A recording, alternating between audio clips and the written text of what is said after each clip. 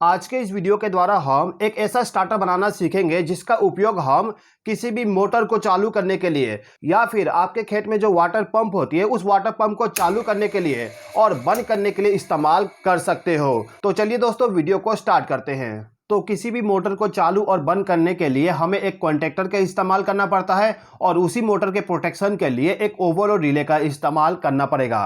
अब इन दोनों के अलावा आपको एक फ्यूज का इस्तेमाल करना पड़ेगा। ये फ्यूज हमारा बैकअप फ्यूज होता है, यानी कि बाई चांस आपका जो ओवरलोड रिले है वो वर्क नहीं किया तो उस कंडीशन में आपका जो फ्यूज है वो फ्यूज आपके मोटर के लिए प्रोटेक्शन प्रोवाइड कर दे।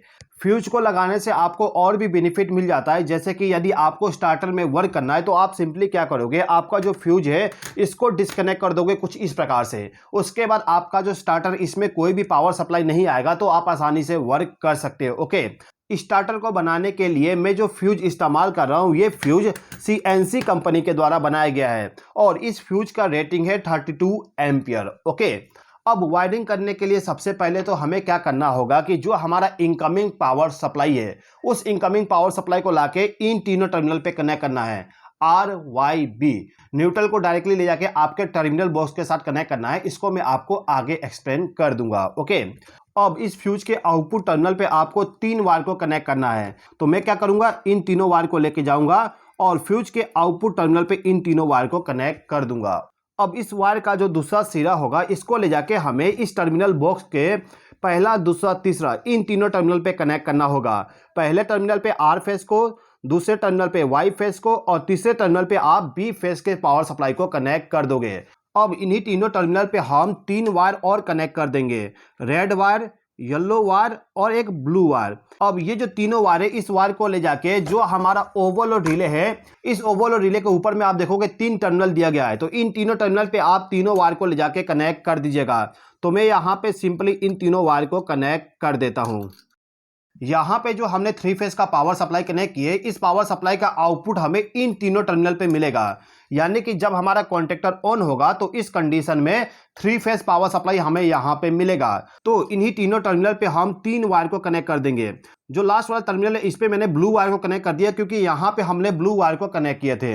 इसके बाद ये जो टर्मिनल है इस पे हम येलो वायर को कनेक्ट करेंगे क्योंकि इसमें हमें Y फेज का पावर सप्लाई मिलेगा। इसके बाद ये जो टर्मिनल है इस पे हमें R फेज का पावर सप्लाई मिलेगा, तो हम यहाँ पे एक रेड वायर को कनेक्ट कर देंगे। अच्छा दोस्तों, आगे बढ़ने से पहले मैं आपके साथ में एक छोटी सी बात शेयर करना चाहता हूं।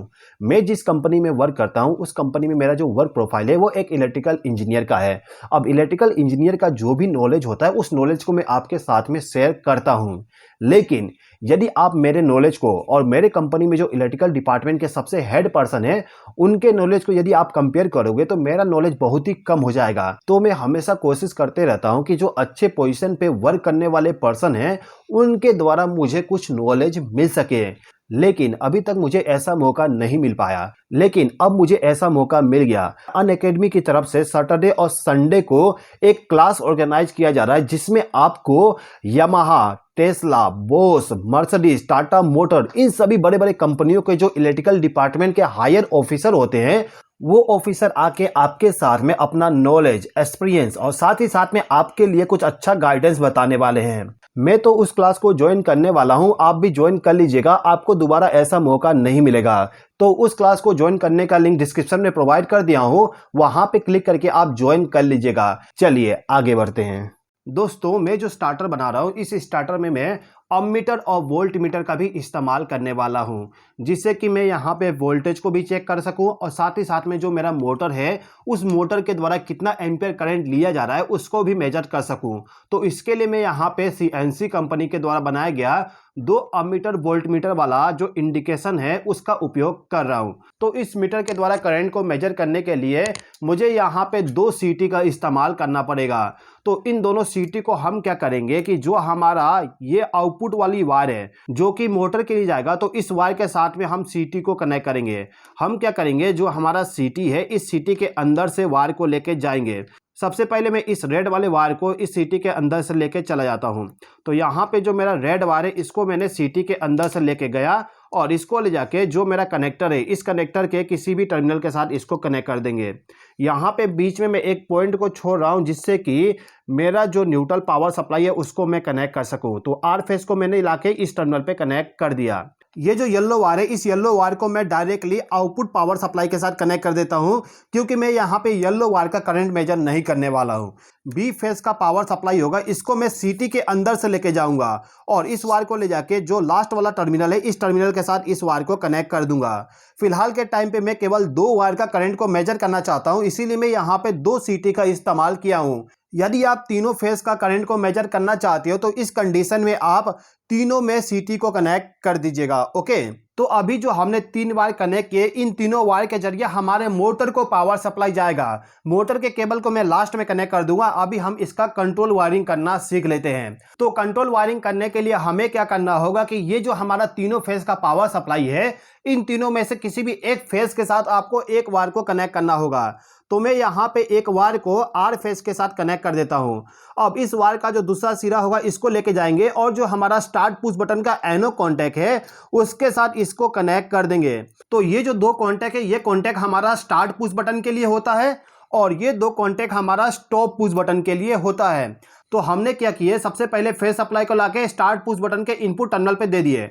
अब इसके आउटपुट टर्मिनल पे हम एक वायर को कनेक्ट करेंगे और इस वायर के दूसरे सिरे को लेके जाएंगे और जो हमारा स्टॉप पुश बटन है इसको इनकमिंग पावर सप्लाई प्रोवाइड कर देंगे। अब इस कॉन्टैक्ट का आउटपुट पावर सप्लाई हमें इस टर्मिनल पे मिलेगा, तो इस टर्मिनल पे हम एक वायर को कनेक्ट कर देंगे और इस वायर के दूसरे सिरे को लेके जाएंगे और जो हमारा कॉन्टैक्टर होता है उस कॉन्टैक्टर का जो कॉइल होती है, देखिए यहाँ पे कॉन्टैक्टर का कॉइल को ऑपरेट करवाने के लिए 2 टर्मिनल दिया गया है, एक ये वाला और एक ये वाला। तो इन दोनों टर्मिनल में से कहीं पे भी आप फेस सप्लाई कनेक्ट कर सकते हो। तो मैं अभी इस टर्मिनल पे फेस वाले वायर को लाके कनेक्ट कर देता हूँ। कुछ इस प्रकार से हमें कनेक्ट करना होगा।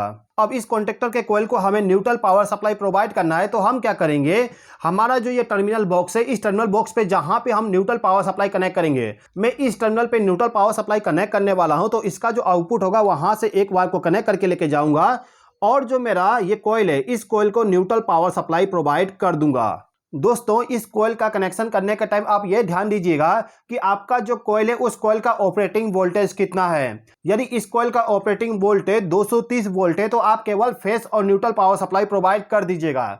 लेकिन यदि इस कॉइल का ऑपरेटिंग वोल्टेज 415 है तो उस कंडीशन में आपको इस कॉइल को 2 फेस का पावर सप्लाई देना पड़ेगा। यानी कि ये जो वायर हमने कनेक्ट किया इस कॉइल के लिए, इस वायर को रिमूव करके हमें किसी दूसरे फेस में कनेक्ट करना होगा। हमने इसमें आर फेस का पावर सप्लाई प्रोवाइड किए, तो हम क्या करेंगे, इस वायर को ले जाके वाई फेस में या फिर बी फेस में कनेक्ट कर देंगे। ओके, अब इसके बाद हमें क्या करना होगा कि ये जो हमारा कॉन्टैक्टर है इस कॉन्टैक्टर को होल्ड करके रखने के लिए इसमें होल्डिंग सर्किट बनाना होगा।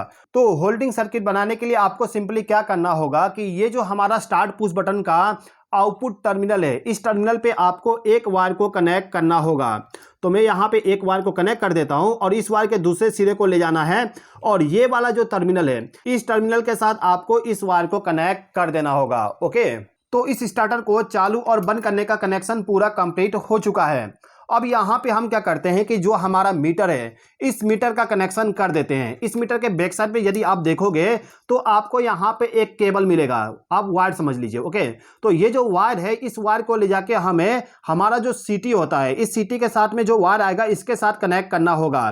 तो मैं क्या करता हूँ कि इस सीटी का जो वायर है इसको ले जाके मैं इस ग्रीन वाले मीटर के साथ कनेक्ट कर देता हूँ। ओके, इसके बाद ये जो रेड वाला मेरा मीटर है इस मीटर के वायर को ले जाके मेरा जो ये आर फेस वाला सीटी है इसके साथ इसको कनेक्ट कर देता हूं। तो हमारा ये सीटी का कनेक्शन कंप्लीट हो चुका है। अब ये जो मेरा मीटर है इस मीटर में वोल्टेज और फ्रीक्वेंसी को भी मेजर किया जाएगा। तो इसके लिए इस मीटर के बैक साइड में आपको 2 टर्मिनल मिलेगा। इस टर्मिनल पे आपको वोल्टेज का फीडबैक देना है। मैंने अभी के टाइम पे ये जो 2 टर्मिनल है इनको आपस में शॉर्ट कर दिया हूं जिससे कि मैं यहाँ पे वाई फेस के पावर सप्लाई को दूं तो इस मीटर को भी वाई फेस का पावर सप्लाई मिल जाए। ओके, तो कनेक्शन करने के लिए मैं यहाँ पे 3 वायर इस्तेमाल करूंगा। इन तीनों वायर में से किसी भी एक वायर को ले जाके मेरा जो मीटर है इस मीटर के एक टर्मिनल के साथ इस वायर को कनेक्ट कर दूंगा। अब ये जो दूसरा वायर है इस वायर को लेके जाऊंगा और इस मीटर के एक टर्मिनल के साथ इसको कनेक्ट कर दूंगा। ओके, अब ये जो एक वायर बच गया है इस वायर को ले जाके ये जो हमने वायर लूप किए थे इसी वायर के टर्मिनल के साथ आपको इसको कनेक्ट करना होगा। तो मैं अभी इस मीटर के इस वाले टर्मिनल पे, यानी कि जहां से वायर लूप किए थे उसी टर्मिनल पे मैं इस वायर को भी कनेक्ट कर देता हूं। तो अभी जो हमने 3 वायर कनेक्ट किए, इन वायर के दूसरे सिरे को लेकर जाना है और जो हमारा RYB तीनों फेज का इनकमिंग पावर सप्लाई है इसके साथ इस वायर को कनेक्ट करना होगा। तो मैं यहाँ पे क्या करता हूँ कि ये जो पर्पल वाली वायर है इसको मैं R फेज के साथ, ब्लू वायर को येलो फेज के साथ और ग्रीन वायर को B फेज के साथ कनेक्ट कर देता हूँ इस प्रकार से। ओके, ये जो दोनों मीटर है इन दोनों मीटर का कनेक्शन मैंने कुछ इस प्रकार से किया जिससे कि ये जो रेड मीटर है इस मीटर के द्वारा हम R फेज और Y फेज के वोल्टेज को मेजर कर सकें।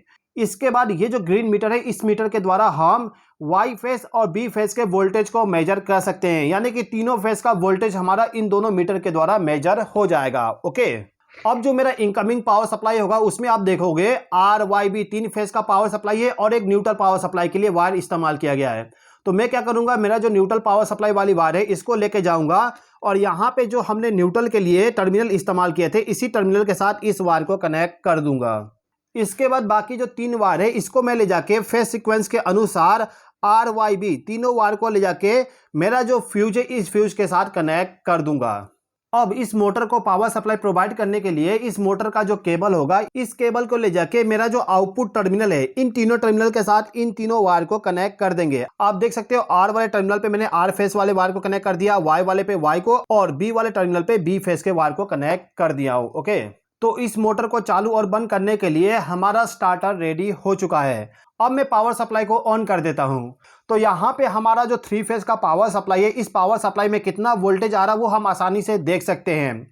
अब यदि मैं यहाँ पे एक फ्यूज को रिमूव कर दूं, देखिए अभी मैं R फेज के फ्यूज को रिमूव करता हूं तो आप देखोगे यहाँ पे मेरा ये वाला मीटर बंद हो गया, यानी कि यदि इस मीटर में पावर सप्लाई नहीं आता है तो आप ये समझ लीजिए कि R फेज वाले पावर सप्लाई में कोई दिक्कत है। ओके, इसको दोबारा से लगा देता हूँ। अब यदि मैं इस फ्यूज को रिमूव करूं तो आप देखोगे ये ग्रीन वाला मीटर हमारा बंद हो गया, यानी कि हमारा जो B फेज का पावर सप्लाई है इसमें कोई प्रॉब्लम है। ओके, इसके बाद यदि मैं इस Y वाले फ्यूज को रिमूव करूं तो आप देखोगे यहाँ पे वोल्टेज हमारा कम हो गया।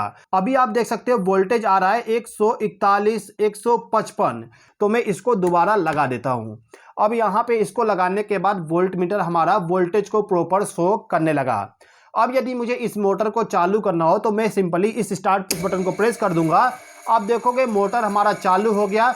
इसके बाद जो हमारा मीटर है, मीटर हमारा 0.7 एम्पियर करंट शो कर रहा है। इस मीटर में 0.7 एम्पियर शो किया जा रहा है और इस मीटर में भी 0.7 एम्पियर करंट शो किया जा रहा है। ओके, अब मैं इसको बंद कर देता हूं। दोस्तों अभी आप एक चीज नोटिस कर सकते हो कि मुझे स्टार्ट करने के लिए यहाँ पे पुश बटन को प्रेस करना पड़ रहा है और इसको प्रेस करके बंद करना पड़ रहा है। यदि मैं यहाँ पे अपने फिंगर को लेके जाऊंगा तो मुझे इलेक्ट्रिक शॉक लगने का चांस रहेगा।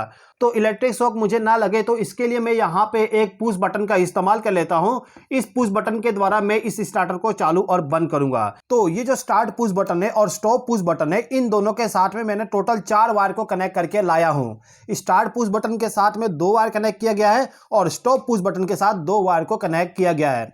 अब ये जो मेरा स्टार्ट पुश बटन है इसको लेके जाना है और जो हमारा स्टार्ट पुश बटन वाली कॉन्टेक्ट है इन दोनों कॉन्टेक्ट के साथ इस वायर को कनेक्ट करना होगा। तो इन दोनों वायर को ले जाके स्टार्ट पुश बटन वाली जो कॉन्टेक्ट है इसके साथ हम इन 2 वायर को कनेक्ट कर देंगे। अब ये जो स्टॉप पुश बटन से 2 वायर आया है इसको ले जाके हमें इस वाले टर्मिनल पे और इस वाले टर्मिनल पे कनेक्ट करना है, यानी कि स्टार्ट पुश बटन से आउटपुट पावर सप्लाई जो जाएगा वो जाएगा हमारे स्टॉप पुश बटन के लिए और वहां से रिटर्न होके आएगा इस वायर में पावर सप्लाई। तो हमें इसको कनेक्ट करने से पहले ये जो वायर हमने कनेक्ट करके रखे थे इस वायर को हमें रिमूव करना पड़ेगा, क्योंकि अब हम यहाँ पे इस स्टॉप पुश बटन को इस स्टॉप पुश बटन के सीरीज में कनेक्ट करने वाले हैं। तो हमने उस वायर को रिमूव कर दिया और उसके बाद ये जो हमारा दोनों वायर है इन दोनों वायर को ले जाके इस वाले टर्मिनल पे और ये जो वायर है इसको ले जाके हम इस वाले टर्मिनल पे कनेक्ट कर देंगे। ओके, तो कनेक्शन कंप्लीट करने के बाद मैंने पावर सप्लाई को ऑन कर दिया। आप देख सकते हो यहाँ पे वोल्टेज शो हो रहा है। अब यदि मैं यहाँ पे स्टार्ट पुश बटन को प्रेस करूंगा तो मोटर मेरा ऑन हो गया और स्टॉप पुश बटन को प्रेस करने के बाद मोटर मेरा ऑफ हो गया। इस remote start stop push button का कनेक्शन करने के बाद यदि मैं यहाँ से भी चालू करना चाहूँ तो मोटर को चालू कर सकता हूँ और यहाँ से मोटर को बंद करना चाहूँ तो मोटर को बंद कर सकता हूँ। यानी कि दोनों जगह से मैं इस मोटर को कंट्रोल कर सकता हूँ। ठीक है दोस्तों, तो दोस्तों मैं उम्मीद करता हूँ कि आपको ये वीडियो पसंद आया होगा। यदि आपको ये वीडियो पसंद आया हो तो इस वीडियो पर लाइक शेयर और कमेंट कर दीजिएगा और यदि आपने अभी तक हमारे चैनल को सब्सक्राइब नहीं किया तो सब्सक्राइब भी कर लीजिएगा। इस वीडियो को देखने के लिए धन्यवाद।